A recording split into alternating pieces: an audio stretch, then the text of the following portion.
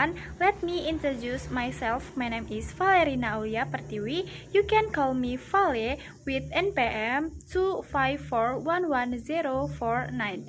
I'm majoring in management. Today I will discuss one of the important aspects in the world of management, namely human resource management. Manajemen sumber daya dianggap sebagai aset paling berharga dalam organisasi, terutama dalam ilmu pengantar manajemen. Dalam ilmu pengantar manajemen, kita mengenal 4 fungsi utama manajemen.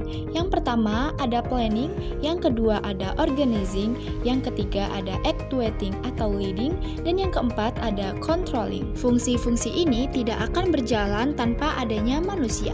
Manajemen sumber daya manusia berperan untuk memastikan bahwa setiap orang dalam organisasi ditempatkan, diarahkan, dan dikembangkan sesuai potensi dan kebutuhan perusahaan. Manajemen sumber daya manusia tidak hanya bicara soal menyajikan karyawan, tetapi juga mencakup perencanaan tenaga kerja, rekrutmen, pelatihan, penilaian kinerja, hingga pengembangan karir.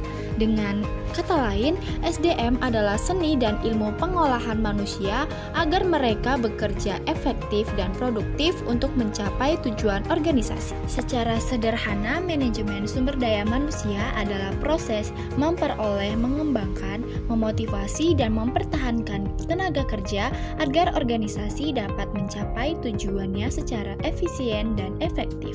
Tujuan utamanya ada 2. Yang pertama ada tujuan organisasi, yaitu memastikan perusahaan memiliki karyawan yang tepat untuk mencapai target bisnis.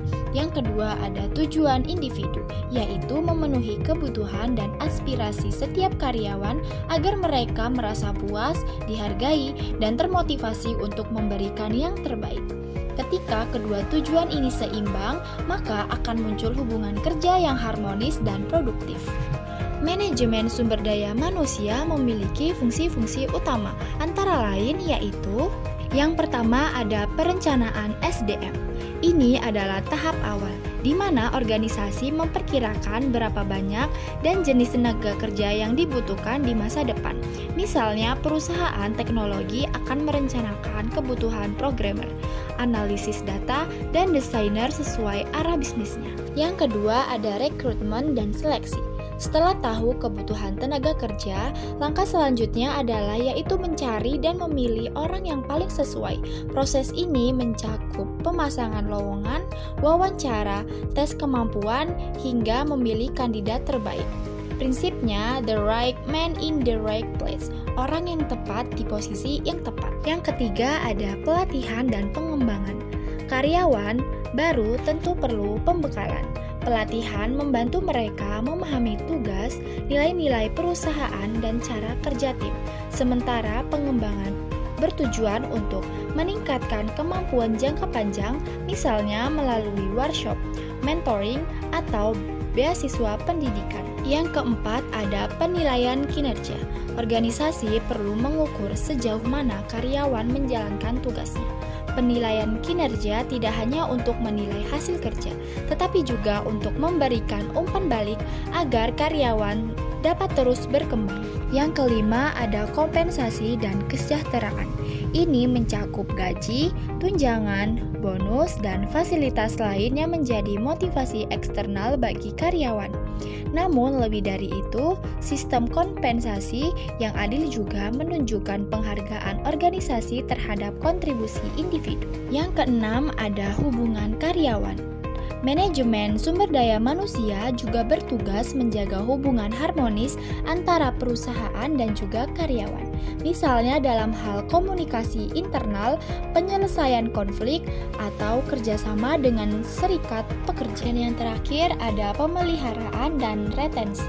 Setelah mendapatkan dan mengembangkan karyawan berkualitas, tantangan berikutnya adalah mempertahankan mereka. Lingkungan kerja yang sehat, budaya organisasi yang positif, serta kesempatan berkembang adalah kunci agar karyawan tetap loyal. Di era digital dan globalisasi saat ini, peran manajemen sumber daya manusia semakin strategis, bukan hanya bagian administrasi saja, tetapi juga menjadi mitra strategis manajemen puncak. Manajemen sumber daya manusia juga kini terlibat dalam pengambilan keputusan penting seperti restrukturisasi organisasi, transformasi digital, hingga pengelolaan budaya kerja.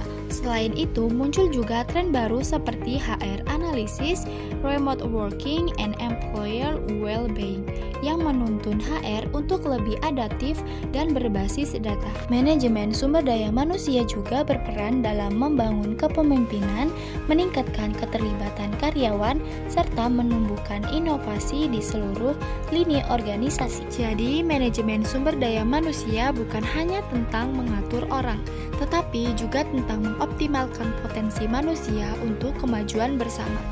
Manajemen sumber daya manusia adalah jantung dari manajemen, karena di balik setiap keberhasilan organisasi selalu ada manusia yang bekerja keras, berpikir, dan berkolaborasi.